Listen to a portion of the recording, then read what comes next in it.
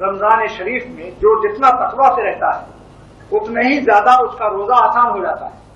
جو جھوٹ بولتا ہے، غیبت کرتا ہے رمضان میں یا عورتوں پر بری نظر ڈالتا ہے، اس کا روزہ مشکل ہو جاتا ہے. یہ قاعدہ ہے، قرآن نے قاعدہ کلیہ بیان کیا ایک سورہ بقرہ کے اندر کہ جس چیز کو اللہ نے منع کیا تھا اس دریا سے گزرنے کے وقت میں اس وقت کے پیغمبر بنی اسرائیل کے، انہوں نے اس دریا کا پانی پی لیا، نافرمانی کی اللہ کی، تو پھر اتنی پیاس لگی کہ جتنی برداشت نہیں کر سکے، اور اس سے پھر جہاد کی قوت ان کی کمزور ہو گئی، جنگ سے بھاگ نکلے وہ لوگ. لہذا دل بھی کمزور ہو جاتا ہے گناہ کرنے سے.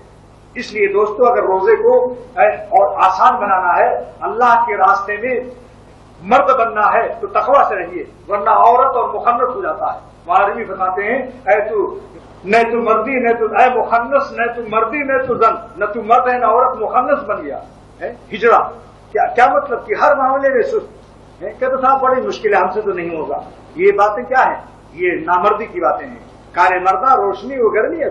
اس لیے عرض کر رہا ہوں کہ جتنا گناہ سے ہم بچیں گے اللہ کے راستے میں ہمیں ہمت عطا ہوگی، ہر کام میں آسانی ہوگی. رمضان کے روزے بھی اس کے آسان ہو جائیں گے. اور دوستو آسان بھی ہے. دیکھو جب پیٹ میں کھانا نہیں ہے تو ایسے ہی کمزوری رہتی ہے. آنکھ بند کرنے کو دل چاہتا ہے کہ چپ چاپ آنکھ بند کیے پڑے رہو، پھر بھی یہ ظالم آنکھ کھول کے عورت کو دیکھتا ہے تو معلوم ہوا کہ انتہائی غیر شریف ہے. پیٹ میں چارہ نہ ہو پھر بھی اچل رہا ہے.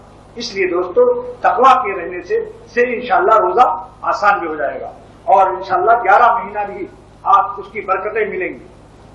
11 مہینے تک رمضان کے تقویٰ کی برکت ملتی ہے. تو قیامت کے دن روزہ تو سفارش کرے گا کہ اللہ اس نے آپ کی وجہ سے بھوک کی تکلیف برداشت کی، اور قرآن سفارش کرے گا کہ اللہ اس نے 20 رکعت نماز پڑھی، رات میں قیام لیل کیا. دونوں کی شفاعت کے لیے حضور صلی اللہ علیہ وسلم نے فرمایا کہ دونوں کی شفاعت قبول ہے، روزے کی شفاعت بھی اور قرآن کی شفاعت بھی، روزے داروں کے لیے، تراویح پڑھنے والوں کے لیے.